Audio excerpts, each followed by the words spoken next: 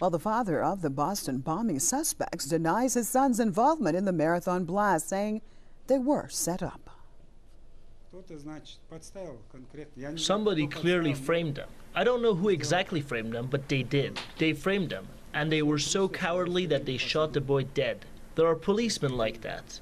Enzo Saarnev was speaking to media from his home in Russia. Now, he denied his sons had anything to do with, quote, radical Islam, and accused the U.S. Secret Service of lying about his sons being practicing Muslims. The mother of the suspect has also said that her sons were set up by the FBI. 26-year-old Tamerlan Saarnev was killed during a firefight with police in Watertown, Massachusetts on Thursday. His 19-year-old brother, Johar, was arrested on Friday. We're going to switch over to Austin, Texas, joined by from Infowars.com, Alex Jones. Thank you for joining us, Alex. Alex, tell us your take on this situation. I mean, we seem like we have so much information coming out and contradictory. What's your take on this situation and what the fathers of the young men have said?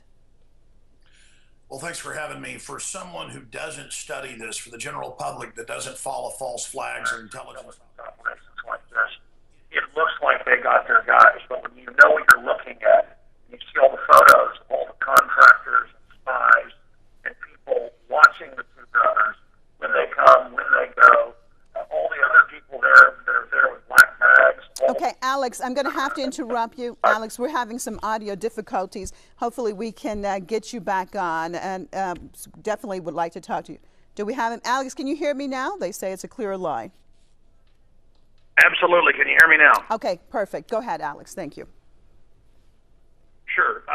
No, it's just that if you've studied past intelligence operations and you've seen how Western governments have done this before, this is a classic false flag, a classic self-inflicted wound, staged event. If you look at Oklahoma City in 1995, that was clearly staged. I've investigated that deeply.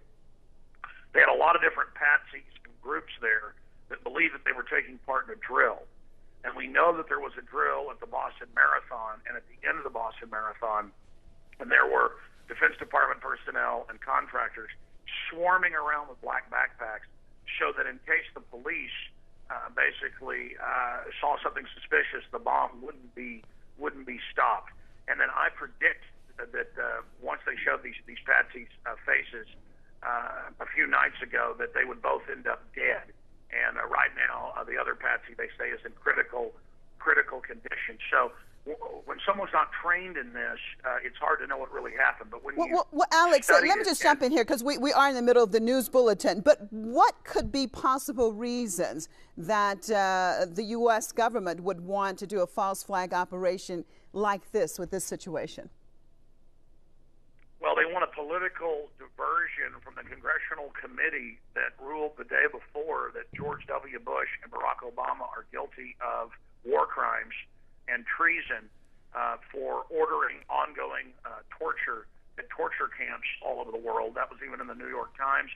It also becomes a political diversion and allows the security state to begin to set up checkpoints and really a type of soft martial law around the country. But this has all the hallmarks of a false flag operation, and we have the photos, hundreds of them, and videos of contractors all around where the bomb went off, and then removing themselves about a minute before the bombs actually go off. And the FBI has a long history of provocateuring people to go out and carry out bombings.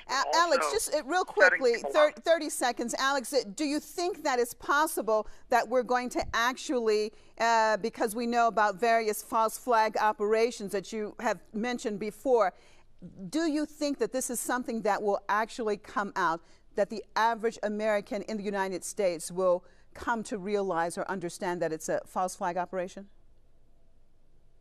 Yes, I mean, most Americans I talk to already understand that it has all the signs of a staged event. The problem is that the power structure is in control, so no one will be brought to justice, and they will use this to abolish the Bill of Rights and Constitution. They also used it to ram through the internet censorship bill yesterday. So they're using this for a lot of reasons, and they also use it to take over the city of Boston.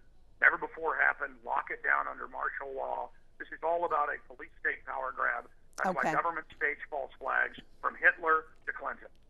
All right. Well, thank you so much for being with us. That was Alex Jones from Infowars.com out of Austin, Texas. Of course, looking at that situation that had taken place in Boston. First of all, the bombing at the marathon, and then the capture and killing of those who had been accused, basically saying that they were false flag operations. Of course, we'll be bringing you more on that situation right here at Press TV.